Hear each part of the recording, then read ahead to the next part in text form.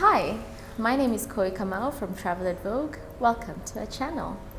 Now, today we're going to be talking about all things etiquette, and I mean dining etiquette. Before we begin, I'd like to address two questions. Number one, what is dining etiquette and why is it so important? Now, dining etiquette is basically table manners, how you behave around the table, how you dress, what conversation you hold, and how you use your crockery and cutlery. Why is it important? It's important for your own comfort and the comfort of everyone else around you. Bear in mind as well that at some point in this life, you may be invited to a formal dinner, you might be going out for a date, and you also might want to instill such table manners to people around you, your children, your relatives, your friends. So Travel @ Vogue is honored to be at Mawimbi Seafood Restaurant to bring you this fine dining experience, and I really hope you'll enjoy. Now, before we get into the use of the cutlery and crockery in front of us, here are some do's and don'ts. Number one, if you've been invited for a formal dinner, then you want to dress up formally or semi-officially. Respect the people that you're meeting because there might be a bit of business discussion here and there. If you've been invited on a date, then you want to glam up a little bit, do your makeup, do your hair, wear a nice outfit, something nice and sexy, but also sophisticated and classy. Number two, if you're being hosted, then you want to allow your host to take the lead. So let's say you're at a dinner date or a lunch date. The man will normally pull the chair. And gentlemen, this is really good table manners. You always pull the chair for the lady. If you're hosting somebody, you will show the person to their seat. And at most times, the host will normally give the guest the best seat in the room. Number three, if you're sitting, do not slouch. So do not bend in front and do not lean too back. You want to be in a 90-degree position. Number four, remember, this is a dining experience, so anything that is not dining related should be off the table. If you have your phone with you, remember to put it on silent. If you're a lady, put it in your purse. If you're a gentleman, put it in your inner pocket in your jacket. Once you've put your phone in your purse, you have three options, and this is where number five lies. If you have a small purse, you can put it on your laps and cover it with your napkin. Or you can put it on the seat right next to you. Or number three, the third option, you can hang it on the side of your table. And last but not least, where you place your arms and wrists. Now, you don't want to be too rigid by keeping your arms on your laps all the time. So you can move your arms between your laps and have your wrists on the table. Avoid putting your elbows on the table. This is perfect because it gives you an opportunity to be able to express yourself when speaking, and it shows that you're enjoying the conversation. Body language is very important. Let's get dining. Now in front of me, I have different cutlery and crockery, and I'll tell you what they use for each one of them. Today, I'm going to be having a 5-course meal. And my first meal will be a cold appetizer. So I have my chopsticks for my sushi. And then I'll have two warm or hot starters. My first one will be a soup. My second one will be a salad. So I have my salad, fork and knife. And I'll be having lobster as my main course, so I do have my lobster spoon and knife. We also have bread. Bread normally comes with a soup, so what you want to do is once your bread is served, you will be using this spoon to cut your bread and also to apply your butter on it, and using the spoon to scoop your soup. How do you scoop your soup? When you have a bowl, you want to scoop it from the inside outwards to the direction away from you. That ensures that you don't end up spilling any soup on yourself. Let's move on to the drinks. Now, normally at a fine dining restaurant, they will give you either 2 or 3 glasses. The first glass is a water goblet. Notice the water goblet doesn't normally have a stem, so you'll want to hold it from the bottom. The next glass is a white wine glass. Now, unlike the red wine glass, the red wine glass has a broader base. This has a thinner base and it's taller. The reason being, the red wine normally has bolder notes and it needs a bit more space to be able to breathe. Now, when you're holding it, you can either hold it by the stem or you can hold it closer to the base. With the white wine glass, as well as the champagne glass, you want to hold them by the stem. Reason being, with the champagne glass, the champagne has bubbles and both of them are served colder, so you don't want to interrupt the temperature.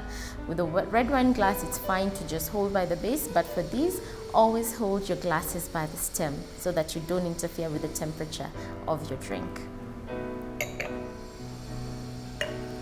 How do you use your napkin when your food is served? You want to take your napkin, unfold it, and place it on your lap. In front of me, I have my dinner set up, and today I'll be having a 5-course meal.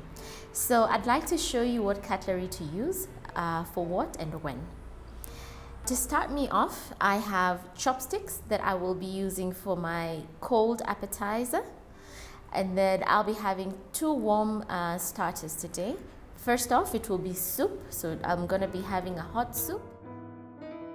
And then on the side, you have your bread plate as well as your bread knife that you can use to cut your bread as well as spread your butter. Next, we'll be having a warm salad. So I have my salad spoon and my salad knife. After that, for my main course, I'll be having lobster. So we have a very interesting spoon here. So this is what we call a lobster spoon, and it has 2 ends to it, the spoon part and a fork part. So normally you'd use the fork part to disseminate the lobster, and you can use your knife to just cut around it and use the spoon to scoop your lobster. Lastly, we have our dessert fork and our dessert knife, and we'll show you how to use that a bit later. Now next, I'm going to show you how to use each one of these cutleries. So I'll start with the chopsticks. I know a lot of people are not very keen on using chopsticks unless you know how to use them. So this is the easiest way that I try and use my chopsticks. For the lower chopstick, I normally put it over my right hand side ring finger, so to speak. So you just scoop your sushi or your rice or whatever it is that you're using with your chopsticks. With soup, you want to dip it in using this motion away from you instead of towards you, because you want to avoid spilling any soup on yourself. For the bread, you want to take your bread and cut it into half, place it back, and then take each piece one by one and spread your butter. And then when it comes to the salad and the main course, there are 2 ways to do this. There's the American way and there's the British way. So the American way normally is to have your fork and knife, cut your meal, put your knife down, and use your right hand to scoop your food. That's the American way. For the British way, you'll have your fork and knife, same thing. Cut your meal and eat as you alternate. So you won't need to, or rather you won't need to alternate your fork to your other side. So you'll just continue eating with this side, take your spoon, cut, place it down, eat, place your fork down. For the lobster, which is what we'll be having today, same thing. So you have the American way and you have the British way.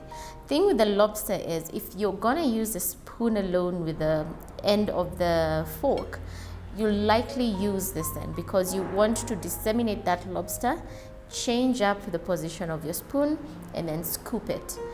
If you're using the knife, then you'll use the British way. At the beginning of a meal, you definitely have your napkin set either on your plate or on the side of your plate. So what you want to do is take your napkin,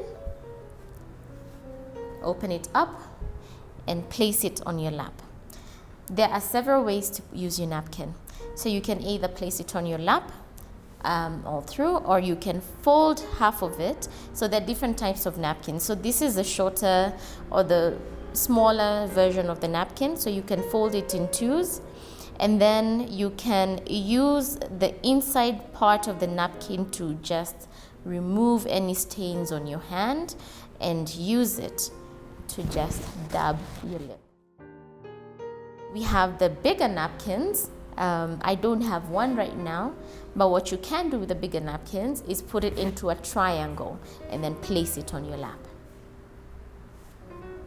And last but not least, for your final course, you have your dessert fork and your dessert spoon, which again, you can use the American style or the British style to eat it. There are different ways to place your cutlery. If you've enjoyed your meal and you've completed it, you want to put your fork and knife on the 12-6 direction or on the 10-4 direction. Your spoon, your fork could either be facing upwards or downwards. If you haven't enjoyed the meal and you'd like to let the chef or the waiter know, or the server, then you'll put it in an X position. When you're done with your dinner, it's now time to get your check. So you can either do so by having eye contact with your server, or you can raise your hand to get the server's attention. After dinner is done, you might want to send a thank you note to your host the next day or once you get home. We really hope you enjoyed this video. We'll be definitely doing a lot more etiquette videos and lifestyle videos, so kindly hit subscribe to get notifications on our next videos. Until next time, cheers!